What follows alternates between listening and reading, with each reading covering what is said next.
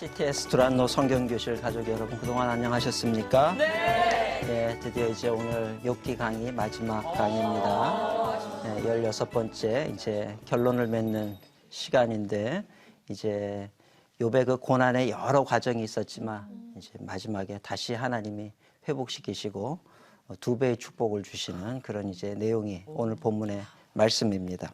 오늘도 말씀 들어가기 전에 지난주에 인간을 교훈하시는 하나님께서 욥의 그 궁금한 질문에 대해서 하나하나 다 답변을 하시고 말씀을 주셨는데, 이제 그 지난 시간에 공부하셨던 거 생각나는 거 있으면 우리 라헬 자매님부터 우리 말씀해 보실까요? 네.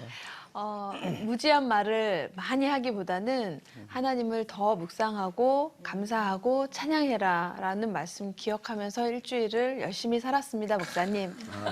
잘했습니다. 네, 맞아요. 네, 지혜로운 삶을 사셨습니다. 네, 우리 경미 자매님. 이 땅을 구원하시고 심판하시는 분은 하나님이시니까 스스로 의롭다 여기지 마라. 네, 그 말씀 기억하고 있습니다. 교만이라고 하는 거는 굉장히 참 안 좋은 거예요. 사실 우리가 숨 쉬는 거나 이 모든 게 다 하나님의 은혜로 된 거지, 내가 원해서 태어난 것도 아니고, 그죠? 내가 이 태어났더니 이 모든 것들이 다 만들어져 있어서 우리는 그걸 누리면서 사는 건데, 또 하나님의 보호하심으로 지금까지 성장한 건데, 내가 똑똑하고 내가 이루었다라고 생각하고 그러면 그게 교만인데, 그래서 하나님이 은혜를 베풀어 주신 걸로 그 덕분에 살아놓고서는 자기가 자기 힘으로 했다는 건 얼마나 보기 싫겠어요. 그래서 하나님은 교만한 자를 대적하신다는 거예요. 교만하면 안 돼요. 우리가 순간순간 좋은 일이 있고 내가 뭔가 잘 되면 다 하나님께 영광을 돌려야 되는 거예요. 하나님이 도우셔서 그렇습니다. 하나님의 은혜입니다. 하나님의 축복입니다. 그죠? 그래서 교만한 자는 세상에서 제일 어리석은 자다. 근데 스스로의 약함을 아는 사람은 늘 기도하게 돼 있어요. 그래서 스스로의 약함을 알고 기도하는 사람을 하나님이 높이시는 거죠. 예, 우리 병임자매는 어떤 거를 느끼셨나요? 하나님의 공의는 결국 우리를 회복시키시려는 그분의 선하심이다. 그 선하신 하나님을 찬양합니다. 네. 네. 맞아요. 우리가 선하신 하나님 몰라서 그렇지, 사람마다 하나님을 아는 지식의 정도가 다 달라요. 어떤 사람은 요만큼 알고 어떤 사람은 이만큼 알고. 그런데 이 세상에 가장 지혜로운 사람이라고 하는 사람이 누군가 있겠죠. 누구라고 말은 뭐 딱 집어서 당신이다 그러면 또 반대하는 사람이 있어서 누구라고는 말 못하겠지만 사실 세상에서 제일 지혜로운 사람이 있겠죠. 또 하나님의 사랑에 대해서 누구보다 잘 아는 사람도 있을 거예요. 어딘가에. 근데 그 사람이 아는 하나님이 진짜 하나님에 대해서 몇 퍼센트나 알 것 같으세요? 아마 0.1%도 모를 거예요. 그죠? 근데 우리는 늘 내가 마치 다 아는 것처럼 얘기를 한다는 건 참 어리석은 거고요.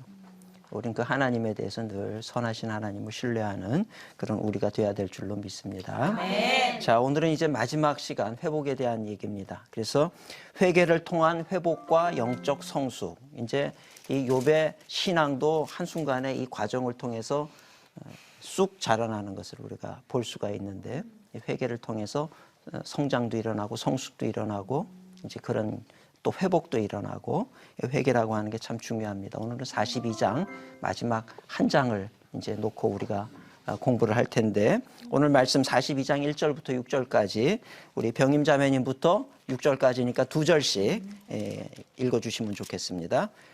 욥이 여호와께 대답하여 이르되 주께서는 못하실 일이 없사오며 무슨 계획이든지 못 이루실 것이 없는 줄 아오니 무지한 말로 이치를 가리는 자가 누구니까? 나는 깨닫지도 못한 일을 말하였고 스스로 알 수도 없고 헤아리기도 어려운 일을 말하였나이다. 내가 말하겠사오니 주는 들으시고 내가 주께 묻겠사오니 주여 내게 알게 하옵소서. 내가 주께 대하여 귀로 듣기만 하였사오나 이제는 눈으로 주를 배움나이다. 그러므로 내가 스스로 거두어드리고 티끌과 재 가운데에서 회개하나이다. 아멘. 예, 오늘은 이제 욥기 마지막 16강입니다. 회개를 통한 회복과 영적 성숙. 그러니까 말이 많았던 욥이었어요. 억울해하던 욥이었고, 그런데 하나님의 말씀을 딱 들으면서 이제 입을 가렸어요. 그죠? 입을 가리고 이제 회개하게 되고 많은 것을 깨닫게 되고 이제 영적으로 성숙해지는 그런 욥의 모습을 볼 수가 있습니다. 항상 해답은 하나님의 말씀이 해답이에요. 하나님의 말씀이 딱 있고 나니까 모든 상황이 다 평정이 돼버리지요. 그러니까 하나님의 말씀. 그래서 성경에도 보면 천지는 없어져도 하나님의 말씀은 영원히 사라지지 않는 거예요. 1.1핵도 변함이 없으시고. 하나님이 말씀을 바꾸시면 그거는 진리가 아닌 거예요. 그 순간에. 하나님의 말씀은 변하지 않는 말씀이에요. 그래서 이 성경 말씀이 2000년 전, 3000년 전 말씀이라 할지라도 앞으로 상황이 달라짐에 따라서 이 말씀이 바뀔 수 있겠느냐? 바뀔 수 없어요. 그래서 우리는 이 말씀을 영원한 진리로 붙잡고 살아가는 거예요. 요즘에는 세상의 어떤 시대의 사조와 시대의 가치관, 생각들, 사상들이 다 달라졌는데 이 말씀을 아직도 적용하란 말씀입니까? 상황이 달라졌어도 하나님의 말씀이 정답입니다. 우리가 이것만큼은 분명히 알아야 돼요. 우리가 신앙생활을 할 때도 제일 중요한 게 한 가지가 있다면 하나님의 말씀이에요. 왜냐하면 우린 이 말씀을 통해서 하나님을 알아요. 말씀을 통해서 예수님을 알고 이 말씀을 통해서 성령님도 알고 말씀을 통해서 우리가 어떻게 신앙생활해야 된다는 것을 알아가는 거예요. 말씀 이전에 하나님으로부터 우리가 부름받은 사람들이 아니란 말이죠. 그래서 우리가 신앙생활을 하다 보면 신비한 체험을 할 때도 있고 기적을 경험할 때도 있고 또 뭐 이런 여러 가지 또 현상들이 있을 수 있지만 그런 모든 것들을 그냥 받아들이면 안 돼요. 하나님의 말씀에 근거해서 말씀이 그러한가? 말씀에도 그렇게 되어 있는가? 근데 만약에 그게 다르다 그러면 그것을 버려야 되는 거예요. 이게 사탄의 유혹일 수도 있고 악한 영의 미혹일 수도 있고 그것을 버리는 지혜가 필요하다라고 하는 겁니다. 이거는 맞는지 틀리는지 몰라. 그러나 하나님의 말씀은 항상 옳은 말씀이라는 걸 우리가 알잖아요. 배치가 되면 정답을 고르면 되는 거지. 그러니까 하나님의 말씀을 우리가 붙잡아야 됩니다. 말씀으로 돌아가는 인생이 돼야 돼요. 하나님 말씀하시니 우리 어린 시절에 그 찬양 많이 하잖아요. 예수님이 말씀하시니 물이 변하여 포도주가 되고. 그죠? 이게 물이지 무슨 포도주입니까? 그러나 예수님의 말씀이 있으면 포도주가 되는 거예요. 죽은 나사로가 살아나고. 그죠? 또 뭐 있었죠? 바디메오가 눈을 뜨고. 거친 파도가 잔잔해지고. 그죠? 이 어린 시절에 우리가 부르던 찬양인데 맞아요. 하나님이 말씀하시면 하나님의 말씀이 답인 거예요. 오늘 우리가 인생 살면서 하나님의 말씀을 들으면요. 진짜 거친 파도도 잔잔해지고 죽은 나사로가 살아나고 바디메오가 눈을 뜨는 거예요. 우리가 이 하나님의 말씀으로 돌아가는 여러분들 되시기를 바랍니다. 이제 이 하나님의 말씀 앞에 사람이 반응할 수 있는 최고의 반응은 뭐냐? 바로 회개라는 거예요. 하나님의 말씀이 비춰지니까 회개할 수밖에 없어요. 말씀의 빛이 비춰지면요. 그러면 내 삶의 그림자가 얼마나 짙은지가 보이는 거예요. 어두운 데 있을 때는 내가 회개할 게 없어. 그러나 밝은 빛 앞으로 나오면 내가 이런 모습이 잘못됐었구나. 이것도 고쳐야 되는구나. 이것도 고쳐야 되는구나. 그런 부분들이 보이기를 시작을 하는 거죠. 그죠? 그래서 욥 역시 하나님의 말씀을 들으면서 이제 세 가지를 회개를 하는데 하나님 말씀 앞에 자신이 했던 말을 회개합니다. 42장 3절. 무지한 말로 이치를 가리는 자가 누구니까? 나는 깨닫지도 못한 일을 말하였다. 그죠? 이 회개죠. 자기가 여전히 얘기하고 뭐 다 아는 것처럼 얘기했지만 사실 보니까 내가 깨닫지도 못한 걸 얘기했었던 거군요. 스스로 알 수도 없고 헤아리기도 어려운 일을 내가 말하였나이다. 회개하는 거예요. 자기가 말한 거에 대해서 지금 회개하고 있는 이제 이 욥의 모습을 볼 수가 있는 거죠.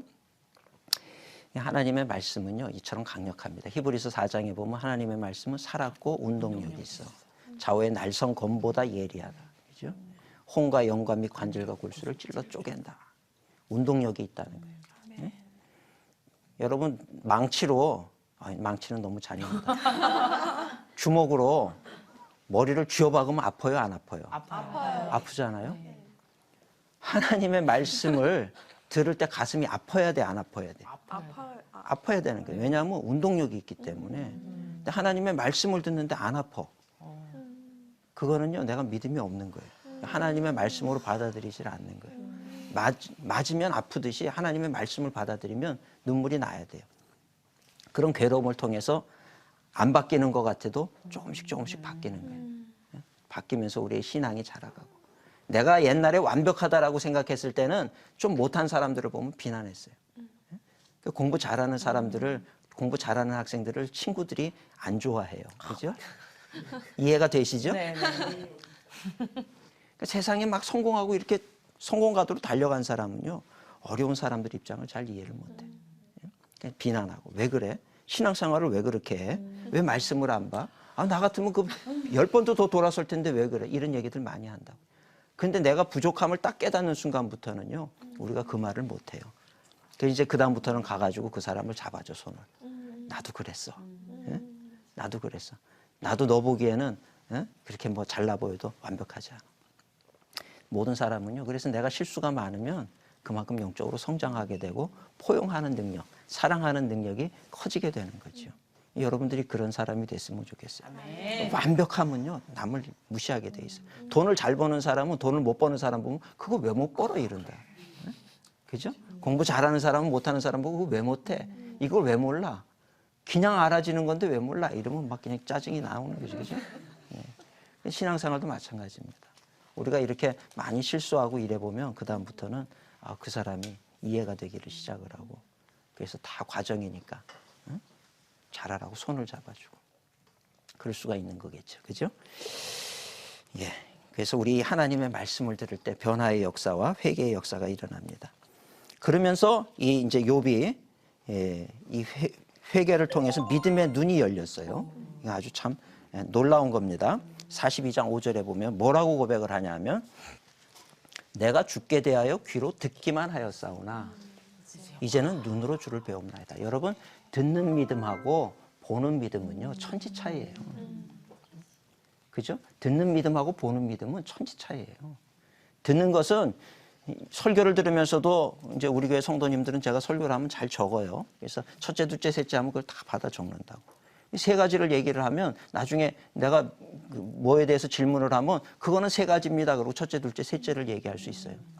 하나님에 대해서 써보세요. 그러면 목사님이 얘기해 준 대로 첫째, 둘째, 셋째를 쓸 수는 있어요. 그런데 하나님을 직접 보는 사람은요. 세 가지를 쓰는 게 아니라 100가지도 쓸 수가 있는 거예요. 그죠?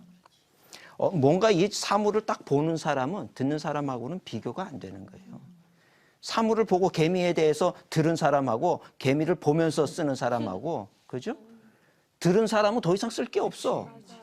그러나 보는 사람은 이게 속도가 빠른 애부터 해가지고 다리가 이게 의외로 긴 애부터 해가지고 쓸 게 많아지는 거예요. 그죠? 보는 믿음과 듣는 믿음은 신앙 성장에 있어서 굉장히 엄청난 차이가 나는데 이런 신앙의 성장이 본인의 회개로 말미암아서 그래서 이 욥이 고백하기를 내가 그동안은 귀로만 듣던 하나님에 대해서 내가 안다고 얘기를 했는데 이제는 눈으로 보는 하나님. 엄청난 이 고통도 있었지만 친구들과 대화하느라고 고통도 있었지만 이 기간을 통해서 엄청나게 욥의 신앙이 성장했다라고 하는 것을 우리가 볼 수가 있는 거죠. 그러면서 이 욥은 진심으로 회개를 했어요. 42장 6절에 보면 이렇게 얘기를 합니다. 42장 6절 그러므로 내가 스스로 거두어드린다. 티끌과 재 가운데서 회개하나이다. 예? 티끌과 재 가운데서 회개하나이다. 근데 이게 진심으로 회개한다는 얘기는 뭐냐면 거두어드리지 않으면 진심으로 회개하는 게 아니에요. 우리 회개라고 하는 말은 메타노이아라고 얘기를 하는데 그거는 가던 길에서 내가 잘못된 길을 가는구나. 그랬을 때 유턴을 해가지고 다시 돌아서 오는 게 이게 회개예요. 잘못된 길로 가면서 내가 잘못된 길로 가는구나 깨닫고 있어. 그러면서 계속 그 길로 가. 이건 회개가 아니라는 거예요. 깨달았을 뿐이지 회개가 아니에요. 회개는 반드시 돌아섬이 있어야 돼요. 행위로 돌아섬이 있어야 이게 진짜 회개입니다. 그러니까 욥 같은 경우도 내가 말한 거 다 취소하겠습니다. 회개합니다. 거두어 드립니다. 이게 진짜 회개인 거예요. 그래서 이 유턴, 집 나갔던 탕자가 집으로 다시 돌아오는 거. 하나님을 등졌던 인생이 다시 하나님께 돌아오는 거. 이게 회개인 거죠. 내가 나쁘게 살은 거 알아요. 내가 잘못한 사람이라는 거 알아요. 거기서 끝나면 안 돼. 그러니까 하나님께로 돌아와야지. 하나님께로 돌아와야 그게 진짜 회개인 거예요. 집으로 돌아오라는 얘기입니다. 근데 회개할 것이 없다고 계속해서 친구들이 얘기할 때 내가 뭘 회개하란 말이냐 이랬던 욥이잖아요. 신기하죠? 네. 하나님 말씀 한마디에 그냥 이제는 모든 거 다 걷어들이고 회개하겠다. 더 이상 왜라는 질문을 안 해요. 이게 뭐냐면 하나님을 만난 결과라고 하는 거예요. 아멘. 하나님을 만난 결과가 그렇게 되는 거예요. 이렇게 회개하는 욥을 향해서 이제 하나님께서 이제 명령을 주시는데 처음에는 세 친구한테 말씀을 주시고 욥한테도 할 일을 이제 가르쳐 주시는 거예요. 근데 세 친구한테 뭐라 그러냐면 42장 7절에 보면 여호와께서 욥에게 이 말씀을 하신 후에 여호와께서 대만 사람 엘리바스에게 이르되, 이제 제일 연장자고 제일 똑똑한 사람이죠. 엘리바스에게 이르되 내가 너와 내 두 친구에게 노하나니. 이 얘기 들었을 때 얼마나 찔렸겠어요. 그동안 자기네가 옳다 그러고 자기네는 하나님을 계속해서 변명했거든. 하나님은 공의하신 하나님이시고 실수가 없으신 분이시고 이런저런 얘기를 수도 없이 했는데 하나님이 오히려 그런 엘리바스와 두 친구를 향해서 노하신다. 얼마나 두렵겠습니까? 이는 너희가 나를 가리켜 말한 것이 내 종 욥의 말처럼. 욥은 뭐라 그랬어요? 너희들 말하는 그거 틀렸다고 얘기했거든요. 근데 욥의 말처럼 옳지 못합니다. 너희가 틀렸다는 거예요. 참 이런 얘기 나중에 듣지 않으시기를 축원합니다. 예? 친구들은 자신들이 지극히 정상적이고 모든 것을 다 안다고 생각하고 얘기를 했는데 틀렸다는 거예요. 친구들이 무슨 얘기했습니까? 하나님은 공의의 하나님이시다. 또 성경에 보면 하나님은 아프시게 하시다가 싸매시고 상하게 하시다가 그의 손으로 그것을 고치시고, 들으면 다 좋은 얘기들 했어요. 근데 또 빌닷 같은 경우는 너의 아들이 죽은 게 다 죄 때문이다. 그러니까 하나님은 공의의 하나님이시라서 너의 아들들 다 죽게 했다. 이런 얘기를 해서 욥을 마음을 상하게도 했지만 하나님의 마음도 상하게 한 거죠. 하나님을 아는 것처럼 얘기하고 그건 하나님의 징계야 얘기를 했는데 하나님이 난 징계한 적 없는데 이렇게 되는 거죠. 욥의 말처럼 너희들이 틀렸다는 거예요. 그러니까 이런 얘기를 들었을 때 친구들이 얼마나 망신스러웠겠어요. 이럴 때 친구들은 무슨 행동을 했을까요? 고개를 숙였겠죠. 고개 숙였겠지. 우리 한국말에 쥐구멍이라도 있으면 들어가고 싶은 그런 심정이었겠죠. 그죠? 아이고, 여태까지 욥 앞에서 그렇게 잘난 척하고 얘기를 막 했는데 하나님께서 판결을 내리면서 니네가 틀렸다. 그러니 욥의 얼굴도 못 보는 거예요. 하나님도 못 보지만 욥도 못 봐요. 이게 말의 결과라는 거야. 그러면서 이 세 친구에게 42장 8절에 보면 뭐라고 명령을 하시냐면 너희는 숫소 7과 숫약 7을 가지고 욥에게로 가라는 거예요. 그리고 너희를 위하여 번제를 드리라는 거예요. 그리고 내 종 욥이 너희를 위하여 기도할 것인즉 내가 그를 기쁘게 받으리니 너희가 우매한 만큼, 그렇게 지혜롭다고 얘기를 했는데 너희가 우매한 만큼 이렇게 얘기해요. 너에게 갚지 아니하리라. 이는 너희가 나를 가리켜 말한 것이 내 종 욥의 말같이 옳지 못함이라. 번제를 드리라는 거예요. 욥 앞에 가서 번제 좀 우리를 위해서 드려달라는 거예요. 그러면 욥이 번제를 드려주면서 그들을 또 축복하는 기도를 하게 하는 거죠. 그러니 참 이 상황을 상상을 해보세요. 욥을 정죄하던 친구들이 욥한테 미안해 친구, 우리를 위해서 좀 기도해줘. 네 말대로 우리가 틀린 거였네. 이 얘기하는 게 욥의 입장이 되지 마시고 지금 친구의 입장이 돼 보세요. 친구의 입장이 돼 보시면 이게 어떨까? 네? 이렇게 할 수 있겠어요? 하나님, 전 자존심 상해서 못합니다. 그것만큼은 시키지 마십시오. 아니, 제가 목회를 하다 보면 교인들 중에 그런 분이 계시더라고요. 화해하시라 그러고 용서한다 그러고 잘못하셨으니까 가서 용서를 구하라 그러면 목에 칼이 들어와도 못합니다. 네? 그래서 그래요. 목사님, 뭐 설거지를 시키고 별의별 거 다 시키면 하겠지만 내가 그것만큼은 못하겠습니다. 자존심이 허락하지 않는다는 거예요. 네? 그죠? 여러분 같으면 할 수 있겠습니까? 여러분 지금 마음속에 미워하는 사람을 떠올려 보세요. 누구 막 떠올려 보세요. 그 사람에게 가서 내가 잘못했어, 용서해줘. 이 얘기 할 수 있겠습니까? 좀 못할 것 같아요, 지금. 절대 못할 것 같지. 네. 근데 이제 그럴 때 이제 하나님이 가서 그렇게 해라 그러시면 어떡할 거야? 이 상황이라는 게 이게 쉬운 방법이 아닌 거예요. 또 이 얘기를 듣는 욥도 마찬가지예요. 그 상황이 뭐 편하지는 않았을 거예요. 그죠? 하나님 정말.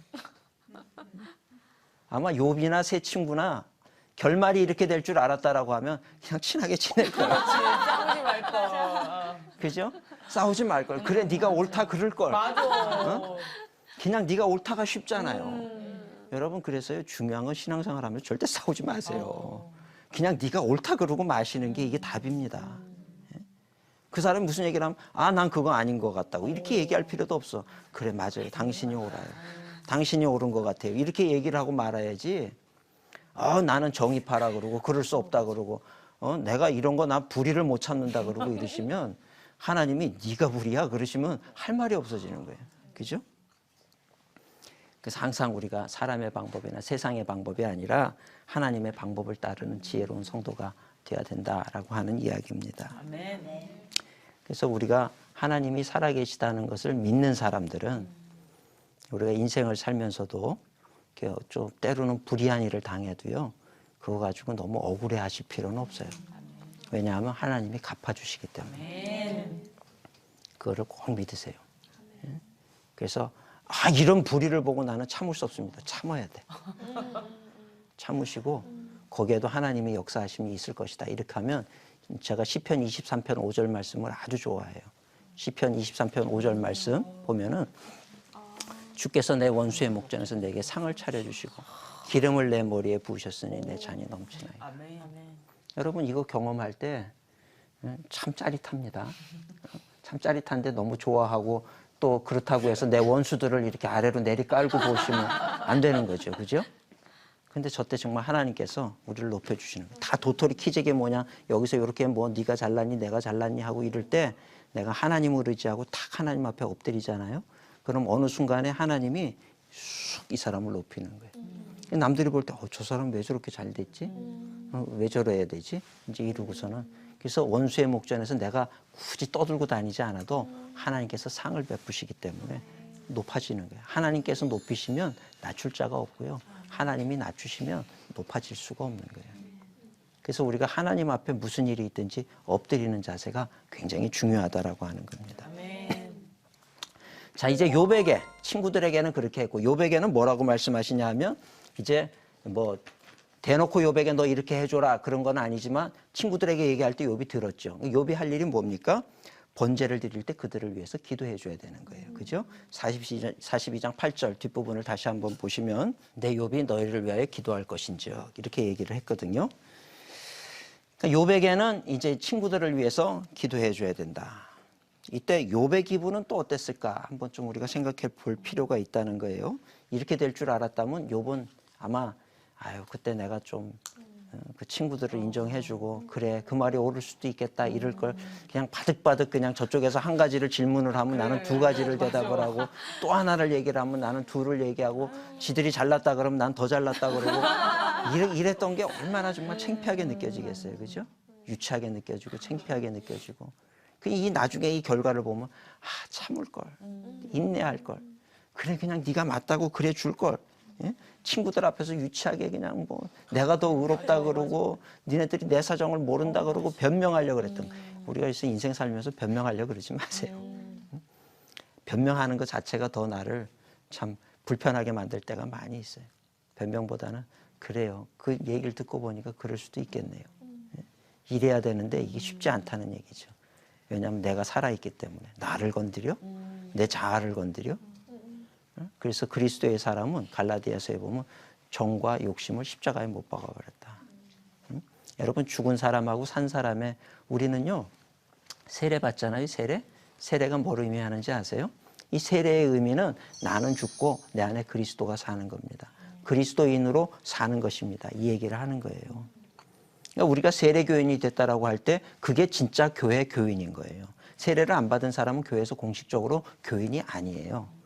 세례를 받아야 교인 명부에 이름이 기록이 되는 겁니다. 그건 예수 그리스도와 살겠습니다라고 결단한 사람들만이 교인인 거지 교회 다닌다고 교인이 아닌 거예요. 그래서 그렇게 돼야 되는 건데 근데 우리가 이제 교인이 됐다는 얘기는 바꿔서 얘기를 하면 무슨 얘기입니까? 나는 이제 내가 사는 게 아니고 나는 죽고 그리스도가 사는 것입니다. 이 고백이거든요. 근데 우리가 살면서 보면 내가 안 죽은 사람이 많다는 얘기예요. 그죠? 우리가 정말 눈이 시퍼렇게 서슬이 시퍼렇게 살아 있어요. 그죠? 살아 있단 말이에요. 여러분 죽은 사람과 산 사람의 차이는 뭐냐 하면 죽은 사람은요. 죽은 사람 앞에 가가지고 약오르지 그래 보세요. 벌떡 일어납니까? 안 일어나. 근데 죽은 척하는 사람한테는 그 얘기를 하면 일어나서 뺨을 칠지도 몰라. 그죠? 맞아요. 근데 우리는 항상 보면 그리스도인은 그리스도 안에서 죽은 자가 돼야 되는데 죽은 척하는 자로 살아가고 있다는 얘기예요. 죽은 척하는 자로 살아가요. 그죠? 무슨 결정적인 순간이 나면은 그냥 벌떡 일어나가지고 내가 죽은 줄 알았냐 이제 이렇게 되고 성을 내고 화를 내고 이제 그런단 말이죠. 예? 그러니까 우리가 정말 나는 죽은 자다. 그래서 누가 그러면 그런 마음이면 누가 무슨 얘기를 한다고 해서 내 마음이 막 뒤집히거나 속상하거나 요즘에는 막 그런 괴로운 얘기 많이 들으면 스트레스 지수가 막 높아져서 그 다음에는 위산이 과다가 돼가지고 위궤양이 생기고 밤잠을 못 자고 속이 쓰리고 막 이러잖아요. 그죠? 참 신기해요. 하나님의 말씀을 들으면 하나도 안 아픈데 안 좋은 얘기를 들으면 이게 막 안 좋은 얘기는 살아있고 운동력 있는 얘기처럼 막 저한테 이거 위산이 막 분비가 되게 만들고 그런단 말이에요. 그죠? 근데 그거는 우리가 바르게 사는 건 아니에요. 그리스도인답게 산다는 건 누가 그런 얘기를 해도 그렇습니다. 그리고 거기에 대해서 우리가 반응하지 않고 받아들일 수 있는 그런 삶을 살아야 되는 거죠. 욥이 아마 이런 대화를 통해서 하나님의 말씀을 들으면서 그런 부분을 깨닫지 않았나 이런 생각을 할 수가 있습니다. 자, 이제 마지막으로 욥의 회복입니다. 이제 이런 과정을 다 하는데 여태까지 있었던 그 모든 거에 대해서 지난 시간에 살펴본 대로 하나님께서 욥에게 이제 다 그 왜라고 하는 거에 대한 답변을 주셨죠. 왜라는 거에 대한 직접적인 답변은 아니었지만 네가 아냐 이러면서 다 하시고 나니까 욥이 지금 오늘 마지막 결론에 와서는 회개했단 말이에요. 회개하면서 이제 자기의 모습을 돌아보게 되고 그러니 하나님께서 이제 욥의 세 친구들에게 해결 방안을 너희도 싸웠지 이제 화해해. 응? 이제 그 모습인 거죠. 화해하면서. 그 이제 다음번에 이 세 친구와 욥이 만나면 이런 걸로 논쟁 안 하겠죠, 이제는. 어? 그래, 우리는 다 부족한 사람이고, 이게 다 인정이 되니까 욥뿐만 아니라 세 친구들도 사실 신앙이 성장했다고 볼 수가 있는 거예요. 그래서 이런 상황을 다 성장하는 상황으로 하나님께서 만들어 주시고, 이제는 욥에게 처음 것을 회복을 시켜 주시는데 2배로 회복을 시켜 주시는 거죠. 그래서 이 회복도 하나님께서 회복을 시켜 주시니까 회복이 되는 거예요. 욥이 다시 열심히 노력하고 열심히 일해서 회복했더라. 성경은 그렇게 나와 있지 않다는 얘기입니다. 하나님의 회복의 비결은 2가지인데 이 욥의 경우에 2가지를 볼 수 있는데 하나님 앞에서 자신의 무지와 교만을 회개했어요. 그리고 또 하나는 친구들, 자기를 조롱하고 자기를 공격하던 그 친구들을 위해서 기도했다. 이 얘기죠. 기도. 그러니까 뭐냐면 용서했다. 이 얘기인 거예요. 그죠? 용서의 과정은 굉장히 중요해요. 제가 욥기를 통해서도 여러 차례에 걸쳐서 용서에 대해서 말씀을 전했는데 용서는 정말 중요합니다. 자기를 회개하고 자기의 교만, 무지 이거를 회개했고 그 다음에 친구들 기도한다는 얘기는 용서의 죄와 용서의 문제를 해결한 거예요. 그랬을 때 우리 42장 10절 보시면 욥이 그의 친구들을 위하여 기도할 때 그죠? 기도할 때 이게 중요해요. 여호사밧 전쟁에 보면 그 하나님의 성가대를 군대 앞에 세워가지고 그들이 노래할 때 하나님의 역사가 일어나고 기도할 때 하나님의 역사가 일어나고 이런 거예요. 기도해야지 찬송해야지 소용없다는 얘기입니다. 기도할 때 찬송할 때 성경을 보세요. 항상 그래요. 기도할 때 찬송할 때 그때 하나님의 역사하는 거예요. 외칠 때 여리고성 무너지라고 외칠 때 무너지는 거예요. 그죠? 여호와께서 욥의 공경을 돌이키시고 여호와께서 욥에게 이전 모든 소유보다 갑절이나 주신지라. 아멘. 그래서 욥은 나중에 친구들을 막 저주까지 했잖아요. 그죠? 원수같이 여기고 막 다시는 보지 말자. 왜 왔냐 그러고 막 그렇게까지도 얘기했던 거 우리 다 공부했지요. 그죠? 근데 그런 친구들을 이제 용서해 주게 될 때 참 어색하고 부끄러운 과정이었을 거예요. 그죠? 참 어색하다. 이거 정말 힘들다. 그러나 그 과정을 통과해낼 때 용서하지 못할 그런 상황인데도 용서하고 그 관계를 다 풀어낼 때 하나님께서 이제 욥을 축복하기 시작했다. 그래서 결과를 보면 갑절의 축복을 줬다 그러는데 우리 1장 3절하고 42장 12절을 비교해 보면 참 좋아요. 처음에 욥이 얼마나 축복받은 사람이었는가를 얘기할 때 그의 소유물은 양이 7천, 낙타가 3천, 소가 500결이. 결이라는 거는 이게 멍에인데 멍에는 2소가 이렇게 달려있기 때문에 500결이라는 얘기는 소가 1000이라는 얘기예요. 한 쌍을 얘기를 하는 거예요. 결이. 암나귀가 500마리며 종도 많이 있었으니 이 사람은 동방 사람 중에 가장 훌륭한 자라. 그러니까 그러니까 뭐 신앙적으로나 재산적으로나 흠이 없을 정도로 됐다는 거예요. 근데 지금 더블로 하나님이 축복하셨다 그랬는데 보세요. 여호와께서 욥의 말년에 욥에게 처음부터 더 복을 주시니 그가 양 14,000, 7천에 딱 14,000이죠. 낙타가 3천인데 6천이죠. 소가 500결인데 1000결이죠. 암나기가 500마리인데 1000마리. 딱 2배를 주시죠. 그죠? 우리는 이 얘기 들을 때 제일 좋아해요. 우리는 이 얘기 들을 때 제일 좋아하지만 사실 하나님께서 이 욥의 모든 소유들을 회복시켜 주셨는데 이 회복보다 더 중요한 것은 하나님을 더 알아가게 됐다는 거예요. 그리고 또다시 이제 이런 실수를 범하지 않게 되었다는 거고 그게 사실은 하나님이 보실 때 훨씬 귀한 거죠. 우린 이 세상에서 얼마나 더 가졌느냐를 가지고 하나님이 누구를 더 사랑하느냐를 측량하려고 그러는데 그건 잘못된 얘기라는 거예요. 여러분 우리가 뭐 요한계시록에도 보면 천국에 대해서 수정같이 맑은 바다가 있고 뭐 들어가는 대문부터 해서 온갖 모든 것이 다 보석이라고 그러는데 아니 이까짓 거 조금 더 이 땅에서 가지고 있는 게 뭐 그렇게 의미가 있겠어요. 그죠? 그런 거는 그냥 기본일 뿐인데 그것이 우리가 기쁜 것이 아니고 우리가 얼마나 더 주님의 마음에 합한 인생을 살았느냐 이것이 더 중요하다는 얘기예요.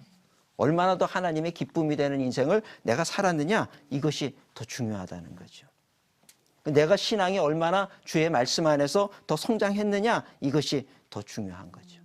참 하나님의 이 욥기를 통해서 우리가 보게 되는 것은 하나님의 섭리하심인데 하나님은 이미 사탄을 통해서 욥을 공격할 때 허락하실 그때부터도 이 상황을 아셨겠죠. 그죠?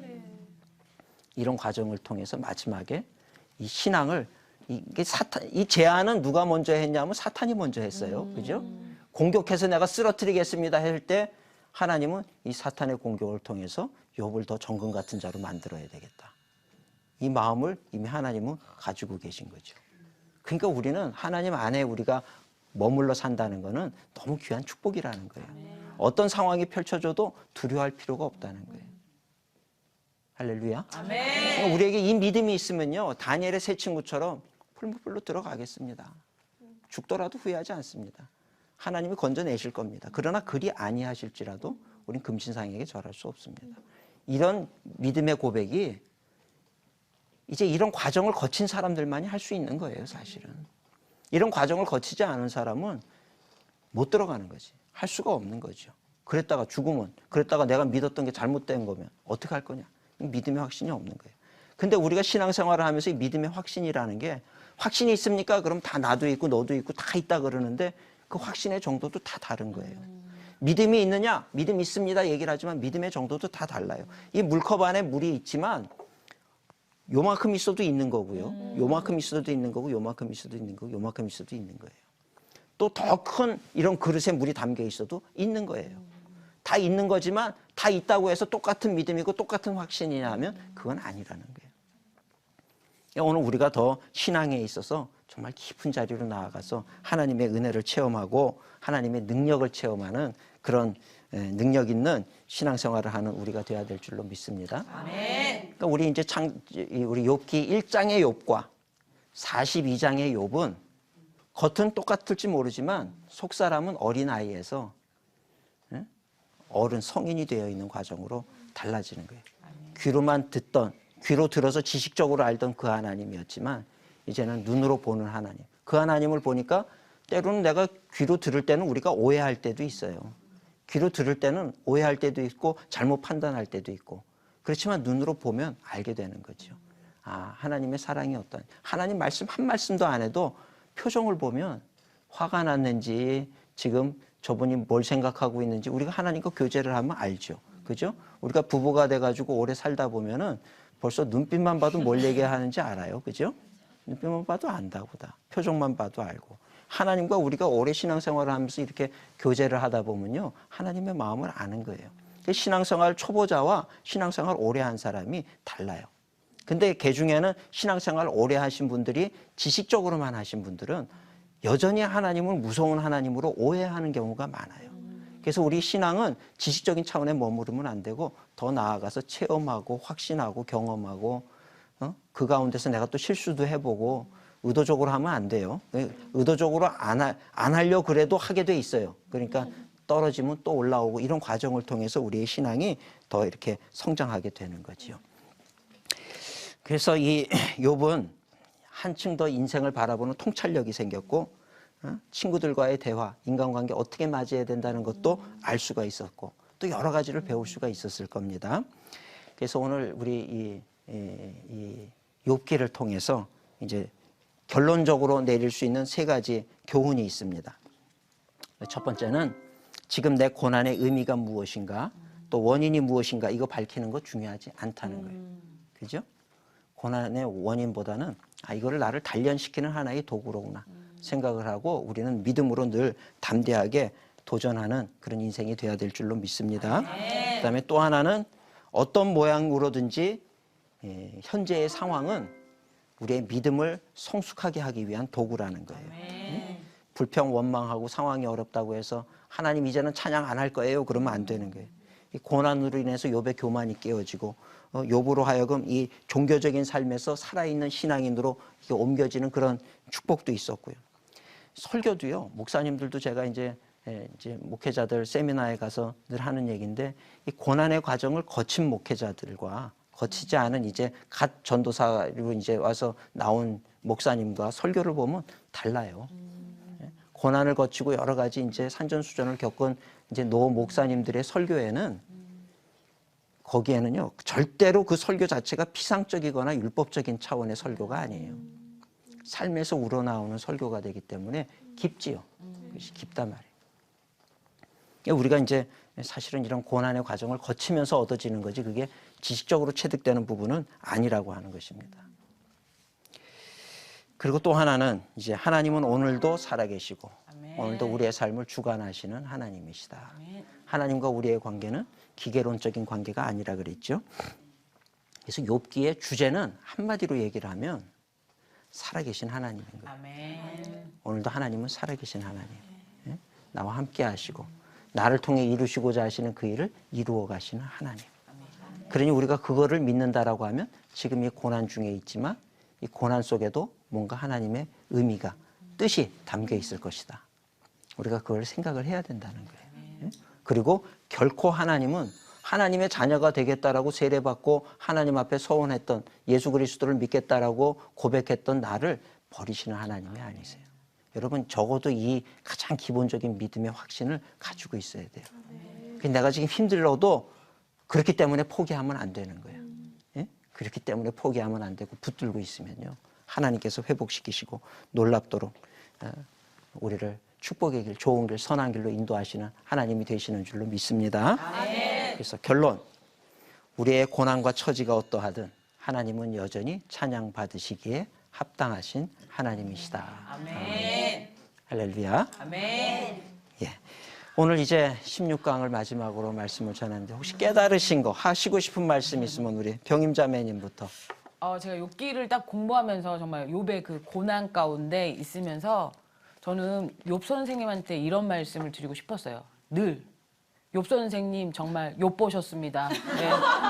그런데 정말 고난 가운데 있었지만 하나님께서 늘 그 고난 가운데 함께 하셨고 그 고난 가운데 불평이 있을지라도 하나님은 결국은 욥을 축복하셨거든요. 그래서 그 하나님의 그 변치 않는 사랑과 함께 하심이 너무나도 저한테는 벅찬 은혜였고요. 사실 삼국지에 보면은 유비, 관우, 장비가 그 복숭아 나무 아래서 도원 결의를 합니다. 그때 그들의 표정은 결의의 찬! 이었습니다. 하지만 욥을 통해서 정말 이 받은 은혜로 말씀과 기도와 찬송이 끊이지 않을 우리에겐 기똥찬 말씀의 박동찬 목사님이시다. 예, 이렇게 정의 내리고 싶습니다. 목사님 너무 감사합니다. 감사합니다. 네. 네. 우리 경미자매님.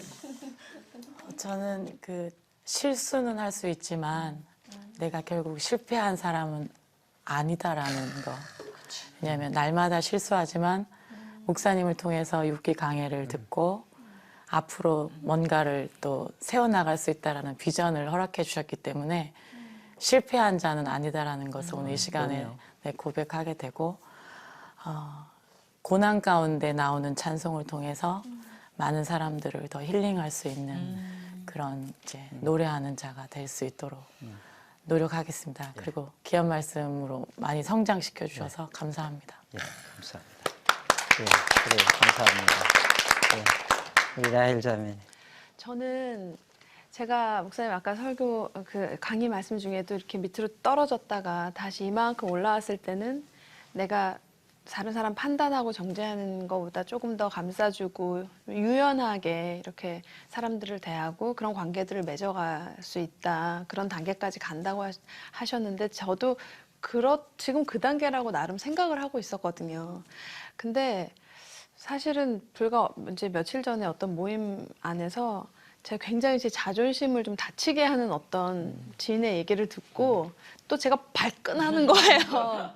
발끈하고 용서가 안 되고 어떻게 저렇게 얘기할 수 있어 이런 것들이 제가 저를 돌아보니까 아직 한참 멀었구나 이런 생각도 들면서 내가 죽으면서 용서의 자리까지 다른 사람을 정말 용서하는 거 쉽지 않은데 내가 좀 낮아지고 하나님 앞에 부서져야 그 용서의 자리까지 나갈 수 있지 않을까. 그래서 지금 또 새로운 해에 아직까지 용서하지 못했던 지난해에 용서하지 못해서 내가 내 마음이 묶여있는 그 하나님 관계와 저와 또 묶여있는 것들을 좀 풀어내는 그런 시간들을 좀 보내야 되겠다라는 네. 그런 결단을 좀 했던 시간들이었고 네 목사님 감사합니다.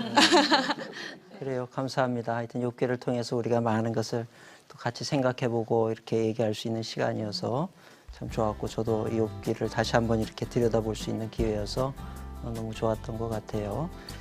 하여튼 늘 포기하지 마시고 승리하시고 또 하나님의 기쁨 되는 여러분들 됐으면 좋겠습니다. 이제 이렇게 해서 CTS 두란노 성경교실 박동찬 목사 욥기 완전 정복 강의를 마쳤는데 이제 그동안 또 이렇게 사랑해 주시고 또 응원해 주신 모든 분들께 감사를 드립니다. 우리 믿음으로 승리하시는 여러분들 되시기를 축복합니다. 경청해 주셔서 감사합니다.